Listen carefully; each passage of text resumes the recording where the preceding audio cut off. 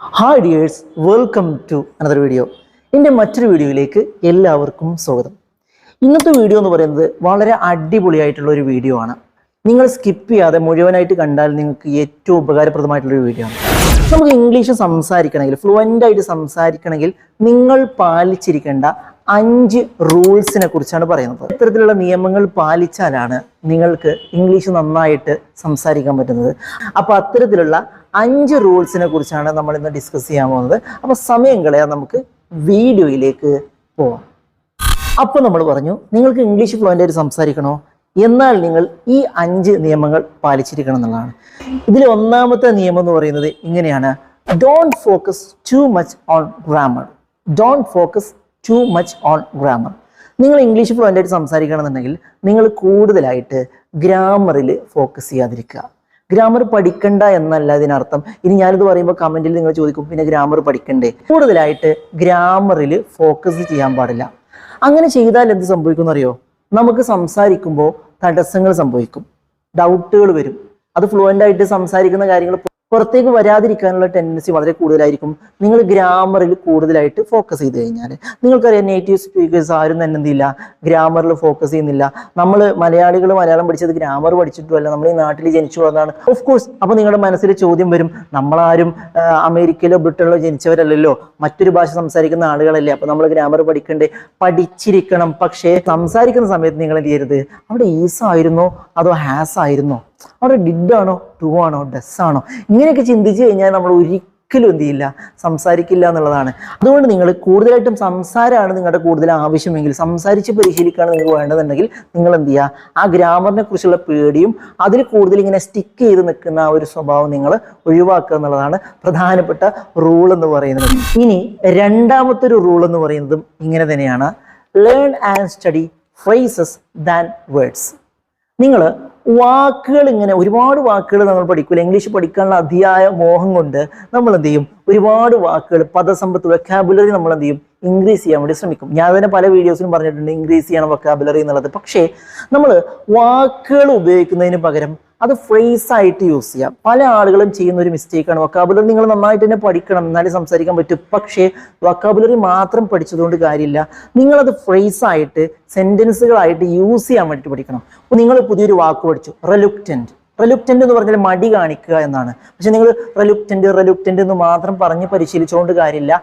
ആ റെലുക്റ്റൻ്റ് എന്നുള്ള വേർഡ് നിങ്ങൾ ഒരു വാചകത്തിൽ ഒരു സെന്റൻസ് ആയിട്ട് രൂപീകരിച്ചിട്ട് അങ്ങനെ നിങ്ങൾ പഠിക്കുകയാണെന്നുണ്ടെങ്കിൽ നിങ്ങൾ മറക്കില്ല. അതുപോലെ തന്നെ റിലുക്റ്റൻ്റ് ഉപയോഗിച്ചിട്ട് വരുന്ന മറ്റുള്ള സെന്റൻസുകൾ നിങ്ങൾ കണ്ടുപിടിച്ചിട്ട് അതും പറഞ്ഞ് പരിശീലിക്കുകയാണ് വേണ്ടത്.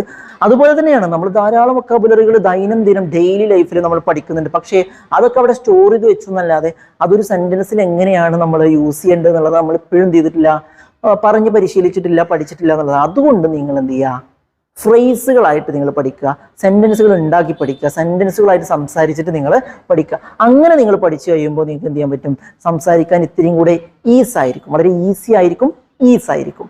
ഓക്കെ. ഇനി മൂന്നാമത്തെ റൂൾ എന്ന് പറയുന്നത് വളരെ ഇമ്പോർട്ടൻ്റ് ആയിട്ടുള്ള റൂളാണ്: റീഡിങ് ആൻഡ് ലിസണിങ് ഇനഫ്.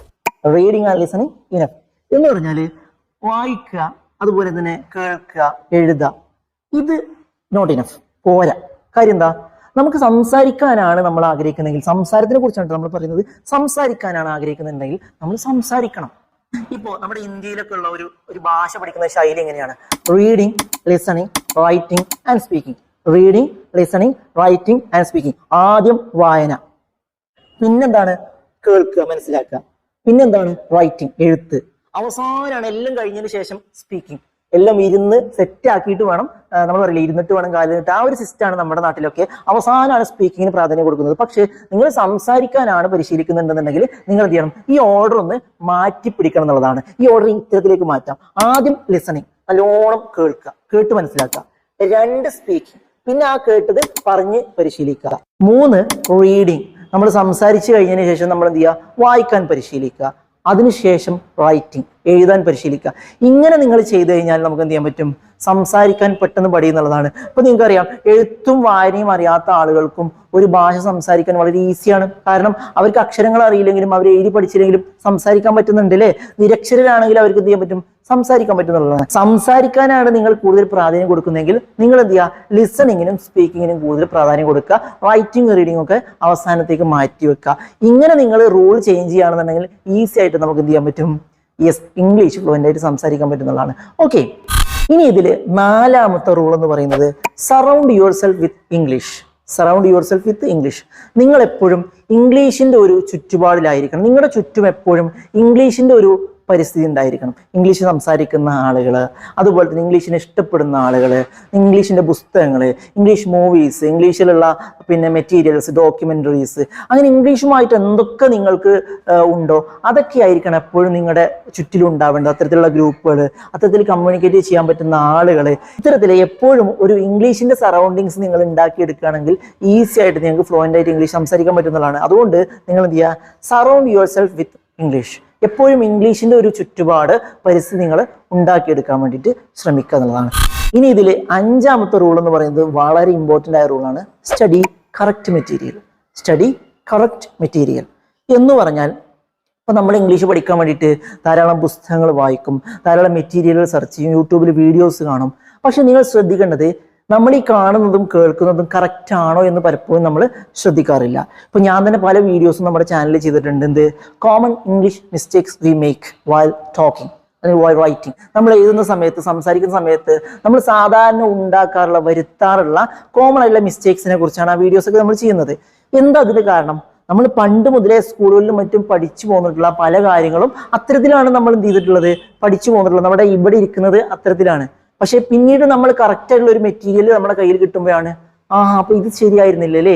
ഇപ്പൊ ഞാൻ കഴിഞ്ഞ ദിവസം ഒരു വീഡിയോ ചെയ്യുന്നു, ഗോയിങ് ടു ഹോം എന്നാണോ ഗോയിങ് ഹോം എന്നാണോ കറക്റ്റ് എന്ന് പറഞ്ഞിട്ട്. ഇത് നമ്മൾ ഗോയിങ് ടു ഹോം എന്നുള്ളതാണ് കുട്ടിക്കാലം മുതലേ സ്കൂളിൽ നിന്നും മറ്റും നമ്മൾ പഠിച്ചിട്ടുള്ളത്. പക്ഷെ കറക്റ്റ് എന്താണ്? ഗോയിങ് ഹോം എന്നുള്ളതാണ് അല്ലേ? ഇതുപോലെ നമ്മൾ പഠിച്ചു വെച്ച പല മിസ്റ്റേക്കുകളും ഉണ്ടാവും.